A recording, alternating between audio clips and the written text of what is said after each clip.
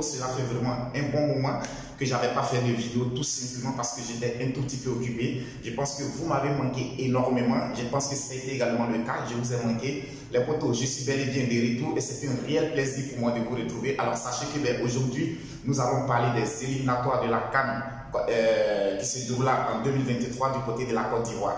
Et à cet effet, le pays hôte, les éléphants de Côte d'Ivoire, recevaient aujourd'hui les Chipolo Polo de la Zambie. Les poteaux, on le sait tous, les Chipolo Polo, c'est un nom qui donne un mauvais souvenir à tous les supporters des éléphants de Côte d'Ivoire. Alors, qu'est-ce qui s'est passé au cours de cette rencontre? Quelle a été l'issue de ce match? Les poteaux, pour plus de détails, on se dit juste après le générique.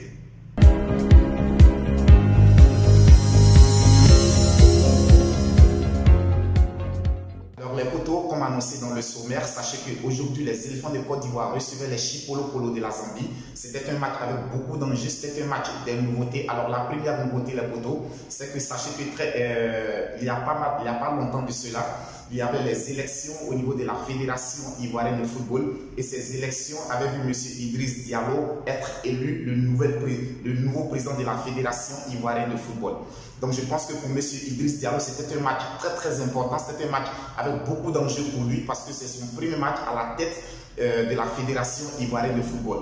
Alors le second enjeu pour ce match aujourd'hui des éléphants de Côte d'Ivoire contre les Chipolo Polo de la Zambie, sachez que les éléphants de Côte d'Ivoire ont à leur tête un nouvel entraîneur, à l'occurrence M. Jean-Luc Gasset. Je dirais que c'est un entraîneur pétri de talent, pétri d'expérience. Alors sachez que M. Jean-Luc Gasset a déjà entraîné l'équipe de Saint-Etienne au niveau de la France. Il a également entraîné l'équipe de Montpellier. Et avant de passer entraîneur titulaire, Jean-Luc Gasset a été l'adjoint de M. Laurent Blanc à la tête de Bordeaux. Je pense que Laurent Blanc et Jean-Luc Gasset, tous les deux, ont permis à l'équipe de Bordeaux de pouvoir remporter le championnat de France il y a quelques années de cela. Aussi, quand M. Laurent Blanc est parti entraîner le Paris Saint-Germain, il a amené avec lui Jean-Luc Gasset qui était son second, qui était son adjoint. Donc je dirais que c'est quelqu'un qui a beaucoup d'expérience. Alors c'est vrai que c'est sa première fois d'être à la tête d'une sélection africaine. Je dirais que beaucoup doutaient vraiment de ses capacités à pouvoir entraîner une équipe sélection, surtout africaine. Mais aujourd'hui, M. Jean-Luc Gasset a fait taire pas mal de langues, il a fermé beaucoup de bouches. C'est son premier match, nous n'allons pas nous enflammer. C'est vrai que sur ce match, il y a beaucoup de choses à dire, positives, beaucoup de choses positives comme négatives. Tout à l'heure, nous allons entrer dans les détails. Donc, comme je le disais, le deuxième enjeu, c'était le premier match de M. Jean-Luc Gasset à la tête des éléphants de Côte d'Ivoire. Le troisième enjeu, les poteaux, nous le savons tous, il y a longtemps, les éléphants de Côte d'Ivoire attendaient de prendre leur revanche sur cette équipe des Chipolo Polo de la Zambie. On se souvient tous, en 2012, c'est cette équipe qui avait battu les éléphants de Côte d'Ivoire en finale avec toute sa pléiade de stars, Didier Drogba, Yaya Touré, Yaya Kolo, Maestro, Gervinho, etc. avait été battu en finale par cette modeste équipe des Chipolo Polo de la Zambie qui dans le temps était entraîné par Hervé Renard. Donc il y a longtemps que les éléphants de Côte d'Ivoire attendaient de prendre leur revanche sur cette équipe zambienne-là. Alors les poteaux, à vrai dire, c'est deux équipes aussi qui ont une histoire commune. Comme on le sait tous, les Chipolo Polo ont remporté la CAN en 2012 avec Hervé Renard comme entraîneur. En 2015, lorsque Hervé Renard est venu entraîner les éléphants de Côte d'Ivoire, il a également remporté la CAN avec les éléphants de Côte d'Ivoire. Donc ces deux équipes ont une histoire commune, c'est-à-dire un entraîneur commun à toutes les deux équipes qui leur a permis chacune des deux nations de pouvoir remporter une CAN. Donc c'était vraiment un match avec beaucoup d'enjeux, c'était un match vraiment beaucoup attendu. Et comme je l'ai dit, c'était le match des nouveautés. Sachez que le match s'est disputé à Yamoussoukro dans un stade flambant neuf. Un stade qui accueillera certains matchs de la prochaine CAN. Et aujourd'hui, c'est les éléphants de Côte d'Ivoire qui ont inauguré ce stade-là. Donc je pense que pour l'inauguration de ce stade, il fallait vraiment que les éléphants de Côte d'Ivoire puissent nous sortir quelque chose de positif. Tous les fans, tous les supporters des Ivoiriens attendaient de voir le nouveau visage des éléphants de Côte d'Ivoire après leur élimination précoce lors de la dernière CAN du côté du Cameroun. Alors les potos, pour en venir au match, à vrai dire, en première mi-temps, aujourd'hui, on a vu vraiment une équipe de la Côte d'Ivoire qui était sereine. On a assisté à un très bon collectif. Alors moi, aujourd'hui, je vais plutôt m'appuyer sur le collectif des éléphants de Côte d'Ivoire. Collectivement, on a vu une équipe qui était vraiment soudée. Collectivement, on a vu une équipe qui était vraiment très bien organisée. Durant toutes les 90 minutes, le collectif des éléphants de Côte d'Ivoire m'a vraiment épargné, m'a épaté. Ils nous ont impressionnés. Parce qu'au niveau de la défense, à commencer par la défense, nous avons senti une assise défensive, une sécurité. J'ai vu que M. Jean-Louis Gasset, tout de suite, il a essayé d'apporter plus de sécurité, plus de sérénité au niveau de la défense. Pour son premier match, il a voulu d'abord assurer sa base arrière. Raison pour laquelle, au niveau de la défense, on a vu que c'est une équipe qui n'a pas concédé beaucoup d'occasions aujourd'hui. Elle n'a pas concédé beaucoup d'occasions. Et ça, défensivement, je pense que ça m'a un peu touché, ça m'a beaucoup marqué. Parce que c'est cette assise défensive que nous recherchons au niveau des éléphants de Côte d'Ivoire. Ces 2 dernières années, on a vu une équipe des éléphants de Côte d'Ivoire qui encaissait trop de buts. Nous allons y revenir. C'est vrai qu'aujourd'hui, elle encaisse un but en fin de match. D'ici la fin de ma vidéo, je reviendrai sur ce but qu'encaissent les éléphants de Côte d'Ivoire en fin de match. Alors, au niveau du milieu de terrain, les poteaux, on a vu un milieu de terrain de Côte d'Ivoire. On le sait tous, depuis plusieurs matchs, le milieu de terrain des éléphants de Côte d'Ivoire est l'un des points forts de cette équipe. C'est vrai qu'aujourd'hui, on a un maillon essentiel, Franck Kessié, qui était absent. Franck Kessié était absent et je pense que pendant les 15 premières minutes de jeu, l'absence de Franck Kessié s'est fait ressentir. Parce qu'on connaît tous, lorsque Franck Kessié joue, avec sa capacité de porter le ballon en avant, avec sa capacité de faire des passes vraiment qui brisent les lignes adverses, lors des 15 premières minutes, on n'a pas vu cela. On a vu Boga qui essaie vraiment d'apporter quelque chose, mais ce n'était pas vraiment ce qu'on voulait. Donc l'absence de Franck Kessié lors des 15 premières minutes a vraiment handicapé un tout petit peu le milieu de terrain des éléphants de Côte d'Ivoire. Alors sur le plan de l'attaque, il y a quelque chose que j'ai reproché à Jean-Louis Gasset aujourd'hui, c'est de n'avoir pas titularisé Wilfried Zaha. Parce qu'en attaque, j'ai vu qu'il a titularisé Christian Kwame. Alors en pointe, il a mis, tout comme nous tous on pouvait s'attendre, en pointe, il a mis Sébastien Haller et sur le côté gauche, il a mis Max-Alain Gradel. Max-Alain Gradel, on le sait tous les poteaux, c'est un élément important, incontournable au sein de l'effectif de Côte d'Ivoire. Malgré son âge avancé, Max Gradel a toujours tiré son épingle du jeu. Donc par contre, c'est la titularisation de Christian Kwame sur le côté gauche que je n'ai pas vraiment compris. En début de match, je n'ai pas apprécié ça. Je pense qu'il aurait fallu associer en attaque Wilfried Zaha, Sébastien Haller, Max-Alain Gradel. Je pense que dès l'entame du match, ça allait permettre aux éléphants de vraiment se montrer dangereux dans le camp adverse. Parce qu'on a vu un bloc vraiment regroupé des Chipolo-Polo de la Zambie. Les Chipolo-Polo étaient vraiment regroupés. Ils avaient un bloc défensif. En première mi-temps, ils n'ont vraiment pas laissé d'espace aux Ivoiriens pour pouvoir s'exprimer. Je pense que les éléphants de Côte d'Ivoire se sont créés la première véritable occasion à la 23e minute. Et là encore par un défenseur, Ghislain Konan. Donc il a fallu attendre la 23e minute pour voir les éléphants de Côte d'Ivoire se créer la première occasion. Et après cela, les éléphants se sont montrés un peu dangereux. On a vu une seconde occasion qui a été créée, provoquée par Max-Alain Gradel, qui a vu sa frappe ricocher sur la barre transversale du portier de la Zambie.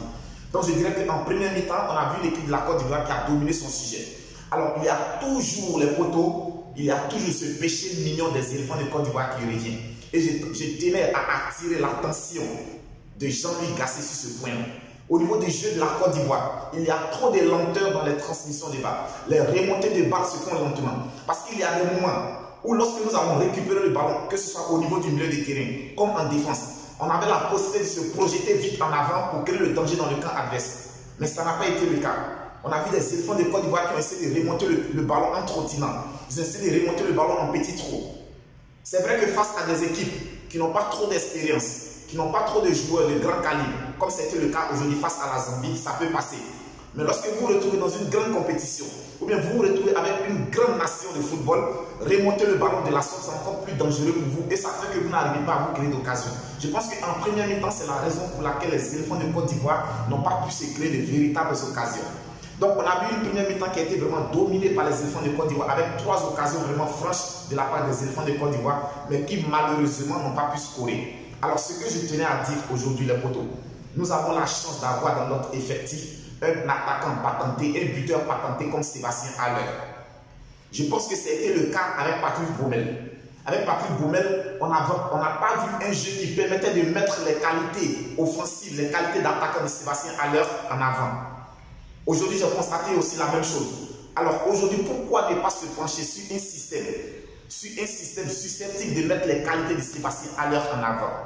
Je pense que la Côte d'Ivoire gagnerait à jouer avec un véritable 10.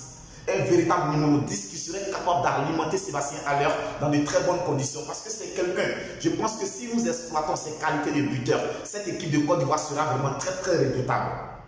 Elle sera redoutable pour tous ses adversaires. Donc aujourd'hui, on a bien Sébastien Haller qui a vraiment couru sur tout le terrain, qui a essayé de faire des appels, qui a multiplié des appels, mais qui jamais n'a été servi dans de très bonnes conditions. Alors ce qu'il faut retenir de positif, c'est que pour le premier match de Jean-Louis Gasset, les éléphants de Côte d'Ivoire s'imposent sur le score de 3 buts à 1. Je pense que c'est déjà bon à prendre. Pour le moral, pour une équipe qui est en reconstruction, c'est déjà bon à prendre. On ne va pas trop s'alarmer là-dessus.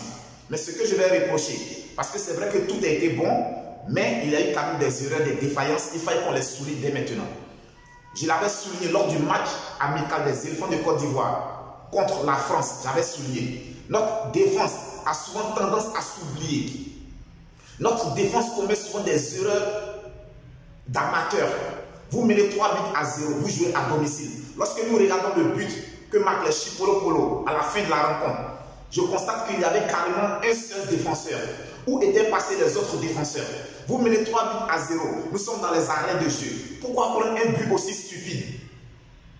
Alors ça, c'est ce monde de déconcentration. Je pense que l'entraîneur devra revenir là-dessus, attirer l'attention de ses joueurs dessus. C'est vrai qu'on a gagné 3 buts à 1, on dira que ben, c'est pas grave. Ben non, c'est très grave.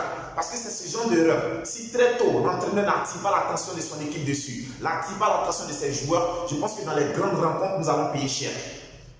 On aurait pu terminer ce match à 3 buts à 0 sans encaisser de but. Mais on encaisse un but malheureux en fin de rencontre, un but qu'on aurait pu éviter. Alors, donc, les potos, ce qu'il faut retenir, c'est que les éléphants de Côte d'Ivoire s'imposent face au Chipolo Polo de la Zambie sur le score de 3 buts à 1.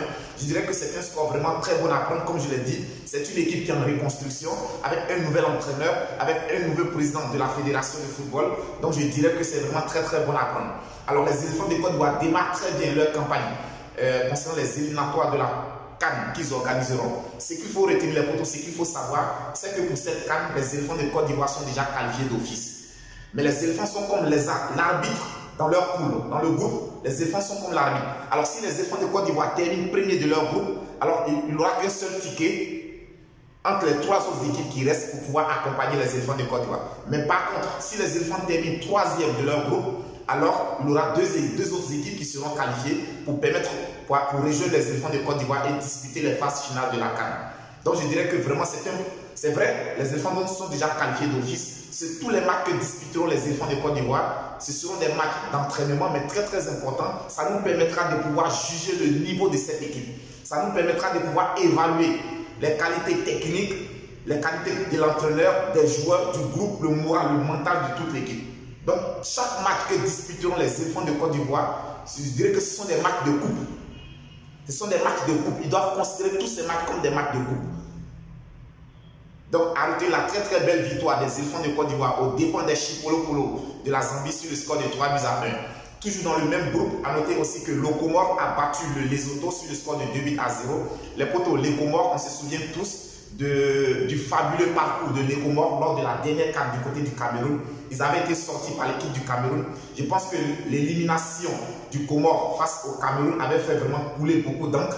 Cette élimination avait d'ailleurs suscité beaucoup d'engouement, beaucoup de plaisir, beaucoup d'amour pour cette équipe du Comore. Aujourd'hui, elle s'est imposée face au Lesotho. Le prochain match des éléphants de Côte d'Ivoire, les potos, ce sera le jeudi prochain du côté du Lesotho. Donc les éléphants de Côte d'Ivoire, pour leur prochain match, se déplaceront du côté du Lesotho.